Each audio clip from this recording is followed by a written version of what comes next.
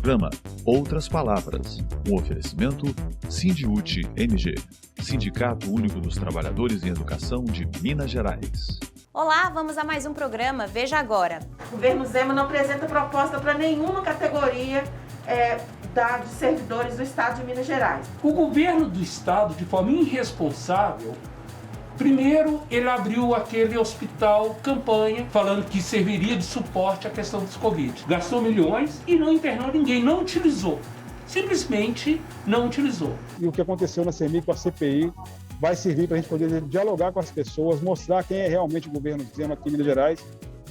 As pessoas que estão indiciadas ali, elas precisam ser processadas e elas precisam pagar por aquilo que elas fizeram. Nossa reivindicação é o piso salarial profissional nacional, é o cumprimento da Lei 21.710, da Lei Estadual 21.710 de 2015 e da Constituição, do artigo 201A da Constituição do Estado de Minas Gerais, que prevê o pagamento do piso salarial profissional nacional. Posicionamento do Sindiúti é um posicionamento muito claro e o governo sabe disso.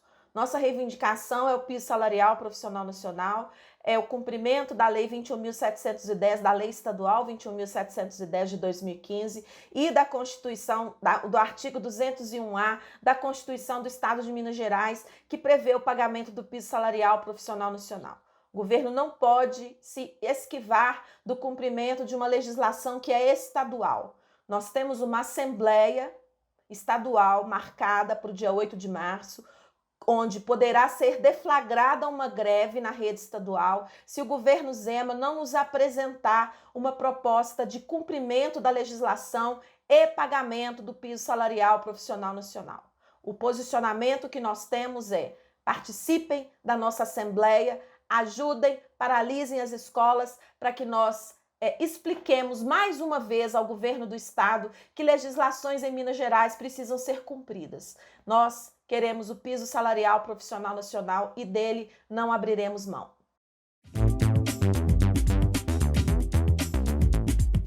No Roda de Conversa dessa semana, a coordenadora geral do Sindiúti, Denise Romano, conversa com Núbia Dias, do Sindisaúde, que faz uma série de denúncias, e também com Carlos Augusto Martins, que fala sobre a Asteng e como funciona o sistema hospitalar da rede FEMIG. O governo Zema não apresenta proposta para nenhuma categoria de servidores do Estado de Minas Gerais. Então não apresenta nada para educação. Né, Denise? Faz chantagem. Não apresenta nada para educação, faz chantagem com a aprovação do regime de recuperação fiscal e tenta nos chamar de, eu não sei nem qual é a palavra, sabe? Nos trata como se fôssemos, como se a gente não compreendesse corretamente que o regime de recuperação fiscal invalida qualquer política de recomposição salarial, qualquer política de carreira por 9 anos.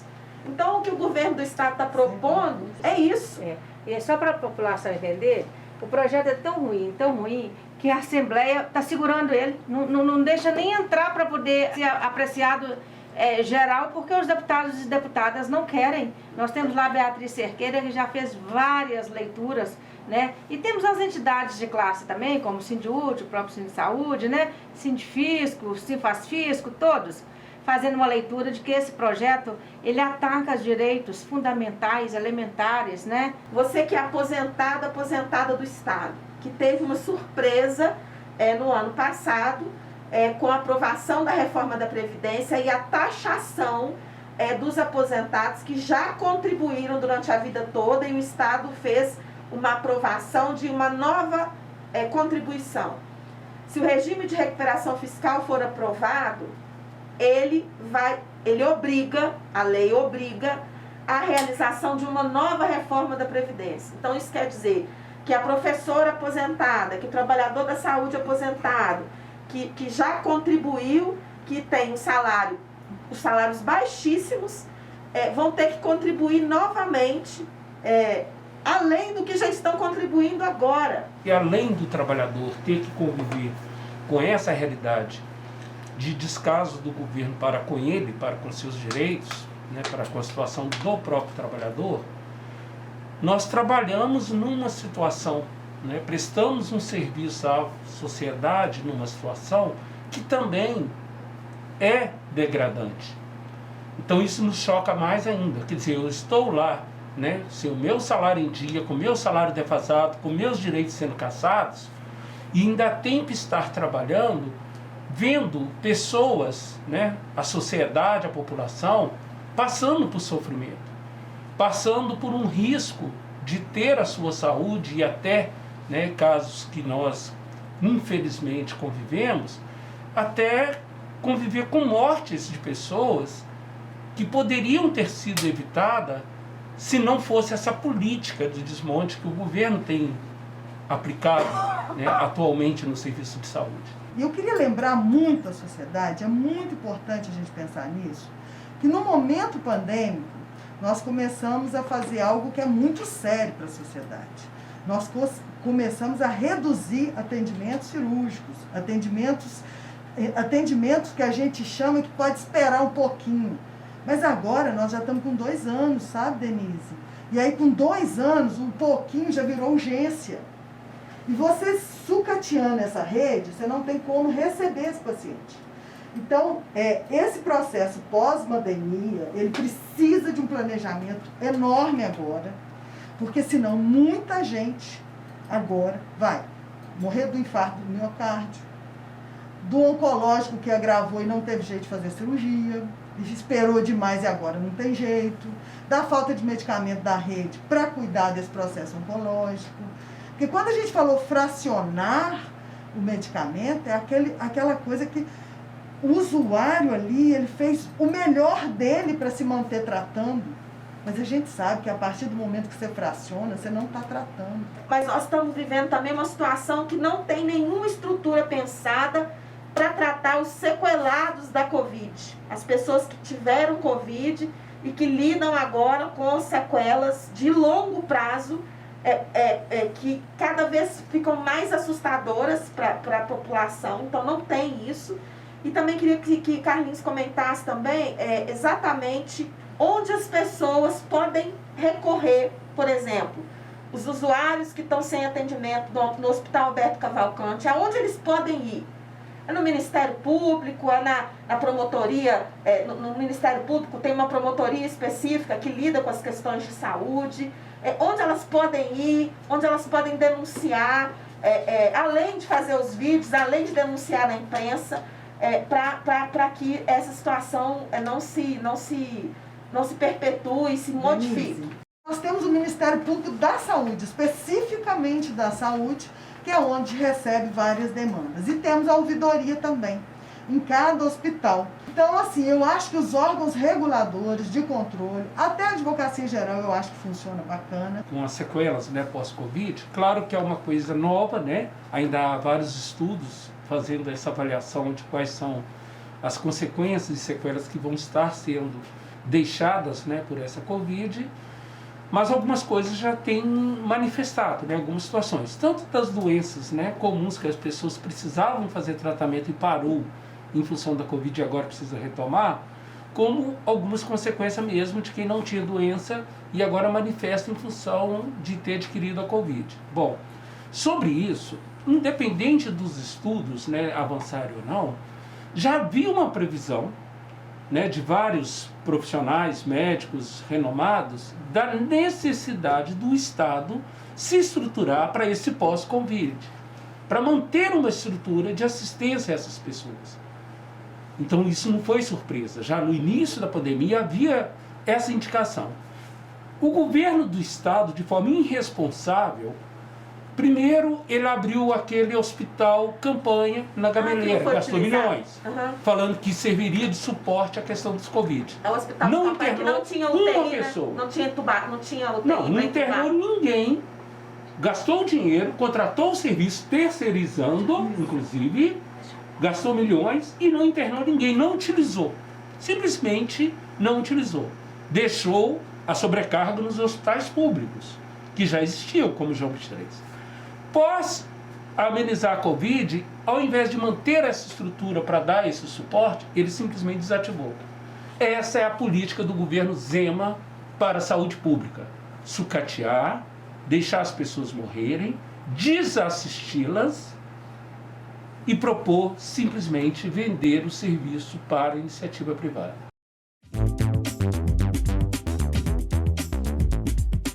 A CPI da CEMIG na Assembleia Legislativa chega ao seu final e mostra uma série de favorecimentos suspeitos a empresários ligados ao Partido Novo. E nós vamos acompanhar agora trechos de uma live promovida pela deputada estadual Beatriz Cerqueira e o deputado federal Rogério Correia. Vocês que já começam a acompanhar aí a nossa live, que é uma apresentação do resultado da Comissão Parlamentar de Inquérito. Se você quiser, Jairo, já deixar assim, um balanço, né, da avaliação da Central em relação à CPI. Eu, com 34 anos de empresa, passei por várias gestões, vários governos aqui, mas sou funcionário de uma estatal que presta serviço ao povo mineiro, que presta serviço ao Estado mineiro. Então, quando a gente viu os desmandos estavam acontecendo, as questões estavam acontecendo, e conseguimos organizar os trabalhadores para poder fazer a denúncia, né? O Emerson Taí ajudou muito nisso também, que deu origem a essa CPI, e que vocês, deputados, e Beatriz teve uma atuação exemplar nessa CPI para a gente, conseguiu desnudar tudo isso aí para o povo mineiro, né, Bia? Então, assim, é a demonstração do povo mineiro através do que está sendo feito dentro da CEMIG, e aí vai ser apontado aqui, a Beatriz vai trazer para a gente, o Rogério, o Emerson e o Marcelo, os absurdos, né? Contratos aí de R$1 bilhão sem nenhum tipo de licitação, contratação de escritórios sem passar por nenhum tipo de licitação, sendo que a CEMIG é uma empresa pública, ela tem suas regras enquanto empresa pública que tem que ser cumpridas, né? E o que aconteceu na CEMIG com a CPI vai servir para a gente poder dialogar com as pessoas, mostrar quem é realmente o governo Zema aqui em Minas Gerais, e se é isso que as pessoas querem como continuidade. Né? Porque o Zema tem colocado o tempo todo, se ele for reeleito, ele vai vender a CEMIG.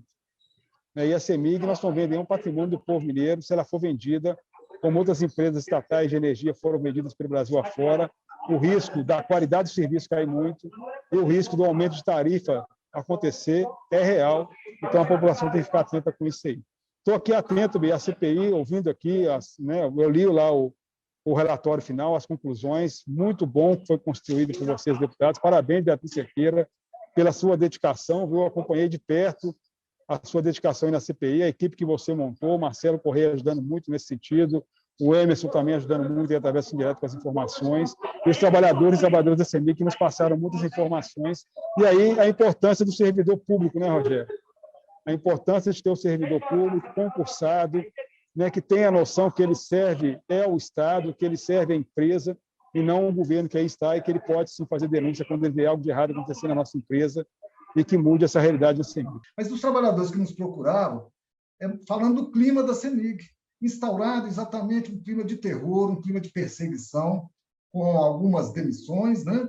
Com afastamento dos quadros de gerência, com ameaças, fizeram até um curso durante a CPI sobre, falando da necessidade do sigilo, quer dizer, uma ameaça velada a todo mundo, né? Destacando o sigilo na ética, né? Em vez de destacar o papel do empregado público, que deveria ser o de proteger a empresa, destacavam o sigilo, o silêncio. Então, assim, é um absurdo, né? E a gente sabe disso. A CEMIG contratou também, por convalidação, a tal da Kroll e mais outras, né, consultorias para investigar lá num caso pequeno. Gastou-se 7 milhões e 700 mil nesses 3 contratos, né, de convalidação para investigar nada, para poder colocar terror dentro da casa e para poder afastar os trabalhadores próprios dos quadros de gerência, para que eles pudessem, então, colocar os trabalhadores indicados por eles, né, nas gerências, e pudessem, então, fazer o serviço sem ter nenhuma oposição, vamos dizer assim.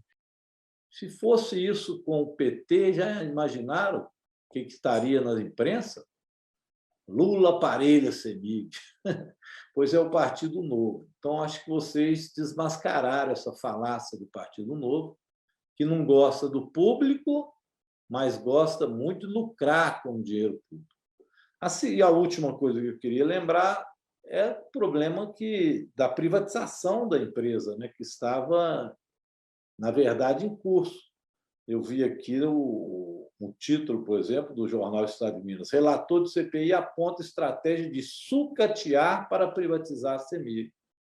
Isso também é um outro ponto que vocês desmascararam. O Jairo lembrou, eles não podem privatizar as empresas porque a Constituição não permite. Graças ao governador Itamar Franco, nós temos eu fui o relator na época, A nossa Constituição Estadual diz que para privatizar qualquer empresa só se for aprovado por 3/5 dos deputados e depois por referendo popular. Então, o que impediu a privatização foi esse artigo. E o Zema tentou, então, fazer a privatização através deste método, né, absurdo que vocês, então, agora denunciaram. As pessoas que estão indiciadas ali, elas precisam ser processadas e elas precisam pagar por aquilo que elas fizeram. Para não passar a impressão para a sociedade que, ainda que a CPI tenha terminado com um relatório, com um excelente relatório, mostrando de forma concisa e clara tudo isso que a CPI foi capaz de apontar, se não houver a criminalização e a responsabilização daqueles, vai ficar parecendo que terminou em pizza. É a expressão regular para quando a CPI não alcança o resultado, terminou em pizza. A CPI da CEMIG não terminou em pizza e passa a ser responsabilidade da Justiça, do Ministério Público e dos órgãos que atuam nessa área da criminalização das ações, de nos ajudar a dar a resposta agora penal para isso que foi apontado. Trazendo aqui, então, para todos que nos acompanham, um pouco, então, desse resultado da Comissão Parlamentar de Inquérito. Foram identificadas as práticas dos crimes de contratação direta e ilegal, peculato, corrupção passiva, improbidade administrativa. Esse, então, já é o resultado da CPI, que investigou irregularidades na atual gestão da CEMIG. 16 pessoas, que são todos gestores, né, postos de comando, incluindo aí o presidente da empresa, estão identificados pela prática de crime de contratação indireta e ilegal em concurso de pessoas e em concurso formal impróprio de crime. A CPI não pode assumir o papel dos órgãos públicos que são responsáveis por cada uma das questões aqui levantadas. Então, a CPI faz o encaminhamento a cada um desses órgãos. Então, são 16 pessoas. São 2 pessoas que estavam à frente da gestão da CEMIG, que foram identificadas pela prática do crime de peculato, em concurso de pessoas, em concurso formal impróprio de crimes. Então, nós temos aí também, da mesma centro operacional, esse encaminhamento. Uma pessoa das que foram investigadas por crime de corrupção passiva, né? Nesse caso é o diretor jurídico, né, da CEMIG, o Eduardo Soares. Nós tivemos também improbidade administrativa, com a identificação da prática, né, de atos de improbidade administrativa para serem devidamente apurados, né, investigados, 16 pessoas. Dentre elas, inclusive, o atual presidente da CEMIG. E 9 empresas. Né? Empresas também foram identificadas por prática de atos de improbidade administrativa, desde a ESEC, consultoria de recursos humanos, exatamente aquela que o Partido Novo fez toda por ela, né? Que o Partido Novo atuou e nós identificamos, até escritórios de advogados, a Kroll, né? E o contrato da IBM. Nós tivemos o caso também da empresa que perdeu a licitação, continuou trabalhando, e, portanto, o próprio relatório da CPI faz essa indicação, de que o contrato da IBM, que é um contrato de mais de 1 bilhão, de reais, feito sem licitação, esse contrato ele serviu exatamente como guarda-chuva para dar continuidade ao trabalho da empresa que havia perdido a licitação. E a empresa que ganhou a licitação não prestou o serviço para a CEMIG. A questão dos trabalhadores mereceu também um ponto específico nos encaminhamentos, né? Está na conclusão da CEMIG, práticas de assédio moral e atos abusivos em desfavor dos empregados. É grave, né? a situação e merece que o governador afaste todos os envolvidos. É o que o relatório está indicando que o governador faça essa avaliação. E hoje nós estamos recebendo a jornalista Daniela Arbex. Conta um pouquinho para a gente dessa trajetória de jornalista, escritora a documentarista. Eu comecei no Jornal Diário, né? Trabalhei 23 anos em Jornal Diário, migrei para a literatura. Da literatura, hoje, eu assim, estou fazendo um casamento muito feliz com o audiovisual, e isso me deixa muito feliz, porque é a oportunidade da gente contar essas histórias que são necessárias e profundas, e que nos fazem enxergar os vários Brasis para um número muito maior de pessoas. Eu acho que Arrastados ele é um livro que te tira do seu lugar, para você conseguir olhar para aquelas pessoas, conseguir se enxergar enquanto mineiro, um estado marcado pela barbárie dessas tragédias que se repetem, porque é um poder econômico acima de tudo. Tocar no assunto da mineração aqui em Minas, você é mineira, você sabe disso, né? Nós vivemos há séculos com a exploração mineral, e o crime de Brumadinho nos atingiu enquanto sociedade, nos atingiu também enquanto categoria. Nós tivemos pessoas da categoria, lutadores nossos que tiveram perdas, que perderam familiares e que estão na luta pela reparação e para que o modelo se modifique, porque o que nós estamos vendo aqui em Minas não é a modificação. Então, é muito corajoso da sua ousadia como documentarista, como escritora que investiga, toca numa situação muito sofrida, muito dolorosa, e que ainda tem muitas marcas muito aparentes e muito na nossa alma de mineiro, no nosso coração de mineiras, de professoras, de atingidas por esse crime. Ele mostra não só os bastidores desse crime, né, o maior desastre humanitário do Brasil, e você consegue acompanhar tudo o que aconteceu nas 96 horas seguintes pós-rompimento, quase que em tempo real, e também consegue descobrir, o leitor consegue também entender quais foram as decisões que a Vale tomou para chegar naquele rompimento de 25 de janeiro de 2019 a meio-dia 28. Então, ele é um livro absolutamente humano, mas que expõe as nossas chagas e mostra, como você bem falou, que o rompimento da barragem é um desastre ainda em curso. Por quê? Porque nós temos um rio afetado, nós temos comunidades que não podem mais pescar, nós temos uma cidade absolutamente adoecida, como Brumadinho está, com um aumento do número de tentativas de suicídio impressionante, com o aumento do consumo de medicamentos controlados em função de casos de depressão sucessivos, e isso impressiona. E nós temos ainda, para além de todo o meio ambiente, que vai levar décadas para que haja realmente uma recuperação ou uma reparação, nós temos pessoas cuja saúde, a gente está falando da saúde mental, mas a saúde física também precisará ser acompanhada durante muito tempo, porque não se sabe qual o efeito do contato para a saúde humana com essa lama tóxica, que tem metais pesados. A gente ninguém tem ideia ainda das consequências para o futuro.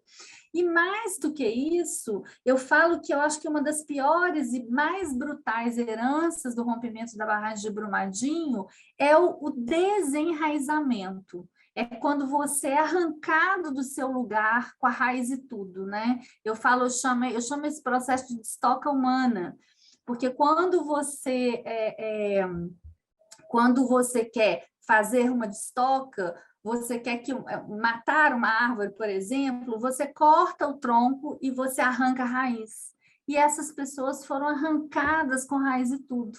Elas foram retiradas do lugar, de um lugar no qual elas cresceram, no qual elas se identificavam. E quando você é retirada do seu lugar, você passa a ser de lugar nenhum. E aí você perde completamente a sua identidade enquanto ser humano, enquanto mineiro, enquanto tudo. Então, para além das perdas permanentes, da ausência permanente, das perdas dos seus amores, do que é mais brutal, que é você não poder se despedir, você ainda tem essa questão de você perder o seu lugar no mundo. Eu acompanhei uma audiência pública na Assembleia Legislativa que tratava de Barão de Cocais, que está lá em nível crítico e as pessoas foram evacuadas da região. Uma senhora se sentou do meu lado, não me lembro o nome dela agora, e me mostrou as fotos do sítio. Tinha uma capela onde os netos dela foram batizados. Todos os netos eram batizados na capela. O lago com peixes.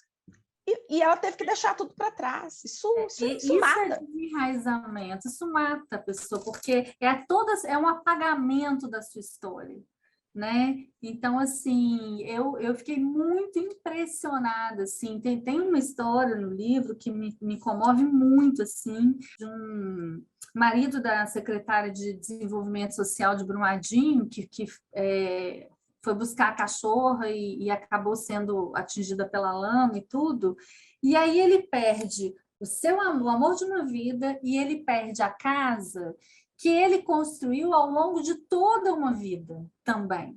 Então, ele fica com a roupa do corpo, né? Ele fica com a cueca, com a calça, a camisa e mais nada. O livro, ele traz essas questões, sabe?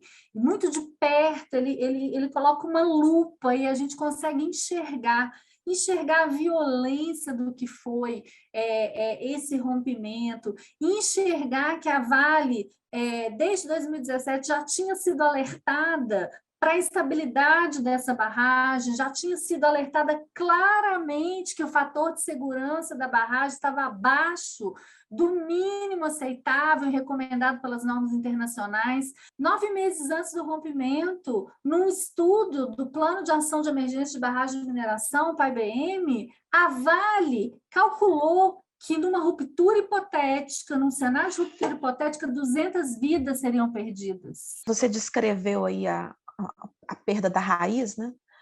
Isso aconteceu em Mariana, e lá até hoje a nova vila não foi construída, a Vale não construiu nada.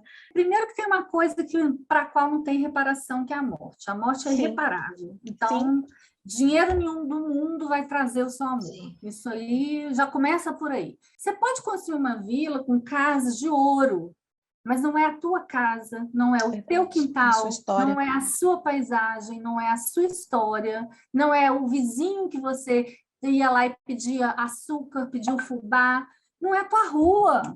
Então, isso aí é irreparável também. E até o próximo programa.